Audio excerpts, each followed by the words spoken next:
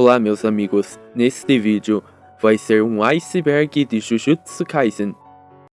Pega ele é Jack, é o Jack aí, ó. Pega o Jack, pega, junta. Bora todo mundo batendo no Jack. Jack, você é Jack. Sim, como alguns já sabem, Jujutsu Kaisen é meu mangá preferido. Vamos logo começar o bagulho. No mangá de Jujutsu Kaisen existem maldições. Maldições são seres que nascem de sentimentos ruins das pessoas e elas se acumulam mais em hospitais e escolas. E para matar as maldições, existem os feiticeiros Jujutsu. E o mais forte da era moderna entre os feiticeiros é o Satoru Gojo, sendo um feiticeiro de nível especial e com a incrível técnica extremamente rara dos 6 olhos. E como sabemos, o autor de Jujutsu Kaisen é o GG Akutami. Como a maioria já sabe, o vilão principal de Jujutsu Kaisen é o Sukuna. Já percebeu que em Jujutsu Kaisen existem 3 tipos de relações simbióticas? A primeira é do Sukuna com Itadori, onde o Sukuna meio que possui o Itadori por alguns minutos, mas a maioria do tempo é o Itadori que controla o corpo. O outro foi apresentado lá no jogo do abate, onde a consciência do hospedeiro acaba meio que morrendo. A última é a verdadeira simbiose, que é da Kurusu e da Hana, onde, se você não lembra, a Kurusu é um anjo enviado por Deus para matar os feiticeiros reencarnados, porque, como eu expliquei, os feiticeiros reencarnados meio que destruíam a consciência dos hospedeiros deles. E daí a Kurusu precisou de uma hospedeira chamada Hana. Mas essa hospedagem é bem interessante, já que a Hana tem total consciência e a Kurusu também. Traduzindo, nenhuma sobressai a outra. Traduzindo, o corpo é da Hana, a Hana que controla, mas a Kurusu tá lá, meio que também vivendo lá. Meio difícil de explicar, mas falando um pouco do arco do jogo do abate, ele foi meio que importante, já que é um grande arco que veio depois do arco do incidente em Shibuya, que é um dos mais importantes arcos do mangá. Adeus, parentes. Adeus, tio Paulo. Tchau, vovô e vovó. Tia Títalo, tia Nete, tia Beth. E daí o arco do jogo do abate veio. Nele, feiticeiros foram colocados tipo um Battle Royale. Eles foram divididos em 2 colônias, a Tóquio 1 e a Tóquio 2. O objetivo era mandar pro Vasco um ao outro, para conseguir pontos. Quem conseguisse 0 pontos acabava morrendo. Então por isso, Megumi e Itadori foram entrando nas colônias para procurar e salvar a Tsumiki, a irmã de Megumi, que ela era totalmente incapaz de matar alguém, então ela ia morrer. Eles conseguiram com isso colocar uma regra onde os jogadores poderiam trocar ponto. Seria tipo isso: ei mano, me empresta 50 pontos? Não. Mas eles não conseguiram salvar Tsumiki. Não vou dar spoiler, vai lá ler. Jujutsu Kaisen e o budismo. Em vários pontos da história de Jujutsu Kaisen é reparado a influência do budismo ali. Desde os símbolos de mão das expansões de domínio até o Magoraga, que é uma criatura mitológica budista. E aquela rodinha que fica rodeando a cabeça do Magoraga é claramente a roda do Dharma do budismo. E claro, tem influências de diversas culturas e etc. Pelo exemplo, o Ryomen Sukuna em si é uma lenda antiga japonesa. Os 3 pilares do mundo Jujutsu são o clã Zenin, o clã Gojo e o clã Kamo. A esse ponto perceberam que eu não sou bom em fazer vídeo de iceberg, mas as expansões de domínio são técnicas avançadas que geralmente só feiticeiros de grau especial possuem, sendo literal uma dimensão de bolso. Mas o que realmente é uma expansão de domínio? O que é um domínio? Um tempo atrás um amigo meu falou que A expansão do Magito é nada a ver. E? Fiquei, mano.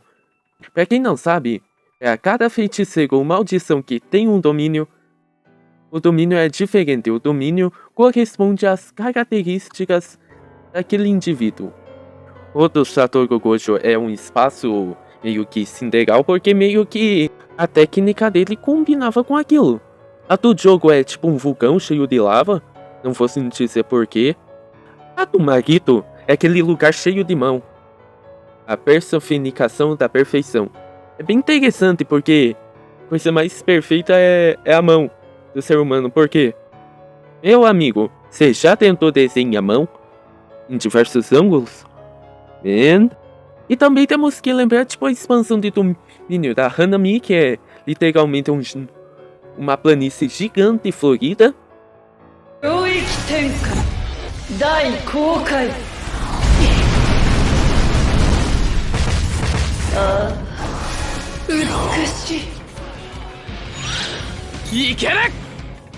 E a do Itadori, que é uma cidade inteira. Uma expansão de domínio é um lugar de acerto garantido, mas não significa que a pessoa ganha dentro do domínio. Exemplo, o Dagon. O Dagon foi derrotado pelo Toji no próprio domínio. O Naoya, a maldição também. Sabe por que o Satoru Gojo não namora? Em toda a obra, se a gente perceber, Satoru Gojo não namora, não tem nenhuma namorada, mesmo sendo incrivelmente atraente e rico. Isso ocorre porque, segundo o próprio Gege Akutami, o Satoru Gojo não conseguiria ser fiel a uma garota só. Quais são as técnicas mais conhecidas no mundo Jujutsu? Bem, podemos citar a fala amaldiçoada de Inumaki, podemos falar também das 10 sombras e claramente dos 6 olhos, já que é a técnica mais poderosa do mundo Jujutsu, logicamente. Segundo o próprio mangá, a Rika Ogimoto não era boa pessoa. Todo mundo aqui conhece a história de Yuta Okkotsu e Rika Ogimoto, da promessa que quando eles fossem adultos iam se casar. Mas a Rika Ogimoto acabou morrendo e acabou ficando uma maldição rancorosa que meio que protege e assombra o Yuta Okkotsu. Segundo o próprio mangá, quando tinha 5 anos sua mãe morre repentinamente de causa desconhecida. 2 dias antes de entrar na escola primária, leva consigo para fazer trilha na montanha e ambos desaparecem. Uma semana depois, apenas a Rika é encontrada pela equipe de resgate numa cabana de refúgio próxima ao topo. E seu pai nunca mais foi visto. Também ela é boa em manipulação, sendo tão boa que consegue manipular até adultos. E sua avó paterna, que ficou com a guarda da Rika, sempre suspeitou que, sabe, ela meio que levou os pais dela pro Vasco. Ah, e aquela aliança que ela deu pro Yuta é da avó. A Rika em si faleceu aos 11 anos. O Yuta nasceu em 7 de março de 2001. E falando um pouco do Kenjaku, Kenjaku é uma maldição que tem um sonho de trazer a Era das Maldições de volta. Dizem até que ele foi inspirado no bigodinho da Segunda Guerra. Mas o que é o Kenjaku? Kenjaku é uma maldição que aprendeu a sobreviver por mais tempo, trocando o cérebro dele por corpos caídos. Com isso, ele já possuiu, na lore de Jujutsu Kaisen, 3 corpos. E conseguiu a proeza de ser pai do Choso e mãe do Yuji Itadori. Sim, o Kenjaku trabalhou duro para fazer o plano, hein? Um fator bem interessante em Jujutsu Kaisen é o qual é o feiticeiro mais forte. Sempre é dito que o Satoru Gojo é mais forte, mas se ele é derrotado pelo Sukuna, se você pensar assim, deixa eu te explicar uma coisa. Satoru Gojo sempre foi o mais forte da era moderna e o Sukuna da história. Traduzindo, em todas as eras sempre haverá um forte, mas o mais forte que o Sukuna é o de toda a história do mundo de Jujutsu Kaisen, ele sempre foi o mais forte. Bem, no esboço original do que seria Jujutsu Kaisen, tinha detalhes diferentes. Primeiro que o protagonista seria o Megumi. E o Itadori só ia aparecer no primeiro capítulo e tchau. E as maldições seria algo mais diferente. Seria um negócio tipo, possui alguém, entra em alguém dá poderes ou possui a pessoa. E o Kento Nanami era vilão. Aí as marcas do Sukuna não seria a tatuagem não, seria dois chifrão. E seria no Megumi os chifres e lá ele. Também o jogo do abate seria o arco inicial de Jujutsu Kaisen. E como sabemos, o arco do jogo do abate acontece no meio da obra de Jujutsu Kaisen. Como sabemos, a técnica de Suguru Geto consiste em absorver maldições. E segundo ele consegue sentir o gosto de cada uma. O Jejaku também é homem ou mulher? Muita gente tem essa dúvida, já que sempre que o Jejaku também aparece, ele está vestido de cosplay de Mekamaru, que é um personagem de próprio Jujutsu Kaisen. Mas tem algumas provas e até um desenho que o próprio Jejaku Tami postou do que seria o rosto dele, que mostra que provavelmente Jejaku Tami é uma mulher. Ei, a primeira vez que o Hakari aparece, ele era um pouco moreno com cabelo roxo, mas depois ele só ficou um japonês normal loiro. Por quê? Porque o autor de Jujutsu é daltônico e somente se confundiu nas tonalidades da cor. Vocês lembram dos 3 pilares do mundo Jujutsu? O clã Zenin, o clã Gojo e o clã Kamo? Meio que 2 deles foram meio que prejudicados, né? Já que o único descendente do clã Gojo morreu. Logicamente, depois o Yutalkutsu assumiu, mas esquece.